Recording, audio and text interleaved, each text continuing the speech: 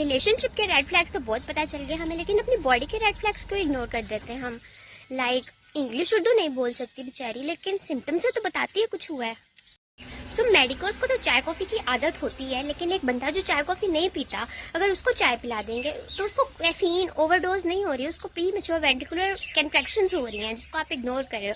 I still remember कि मेरी एक रूममेट थी 3rd ईयर में, और उसको किसी ने चाय पिला दी थी, वो चाय नहीं पीती, वो सुबह 6 बजे तक जागती रही थी, और उसके साथ मैं भी 6 बजे तक जागती रही थी, because I am very sensitive when it comes to sleep.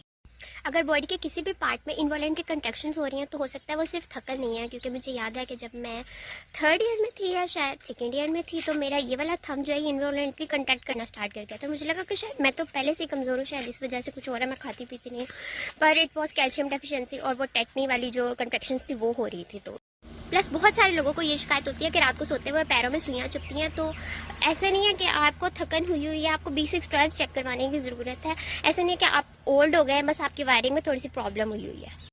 Plus this acid reflux problem, I swear मुझे 3 साल ये एसिड रिफ्लक्स प्रॉब्लम रहा है हॉस्टल में, क्योंकि हॉस्टल में हम खाना इतनी देर से खाते हैं।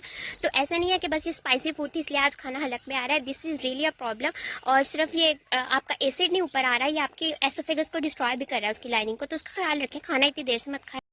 आई ट्विचिंग जो इतनी ज़्यादा कॉमन है कि आपका नर्वस सिस्टम आपको एक सिग्नल दे रहा होता है कि इट इज़ स्ट्रेस। मुझे याद है 4th ईयर में मैंने पढ़ा हुआ कुछ नहीं था, और मेरा पूरा ENT का टेस्ट था, और मेरी आई इतनी ज़्यादा ट्विच कर रही थी, लाइक फॉर 48 आवर्स इतनी ज़्यादा ट्विच कर रही थी सोते हुए भी। मैं कह रही थी कि मेरी एक तीसरी आँख है जो अब तक खुली रहती है। तो मे बी नर्वस सिस्टम आपको कह रहा है कि फ़ोन नीचे रखो और पढ़ना शुरू करो, या फिर वो ये कह रहा है कि फ़ोन नीचे रखो और enough REM sleep low please. Plus ये जो आप कमरे में जाते हैं और आप ये भूल जाते हैं मैं यहाँ क्या करने आया था, तो वो ब्रेन फॉग नहीं है, हो सकता है कि वो कॉर्टिसोल क्रैश हो। आपने इतना ज़्यादा कॉर्टिसोल अपने अंदर इकट्ठा कर लिया। मुझे अभी भी याद है कि कुछ डेज पहले जब मेरा रिजल्ट आने वाला था, मैं लैब कोट पहन के वीडियो बना रही थी, पॉकेट में फ़ोन रखा हुआ था, और दूसरे फ़ोन से दूसरा फ़ोन ढूंढ रही थी जिससे वीडियो बनानी थी कि मेरा फ़ोन कहाँ है। माँ कह रही मैंने फ़ोन कहाँ रख दिया है, और पॉकेट में पड़ा हुआ था, और मेरे हाल 15 मिनट में ढूंढती रही थी। तो दैट वॉज कॉर्टिसोल क्रैश।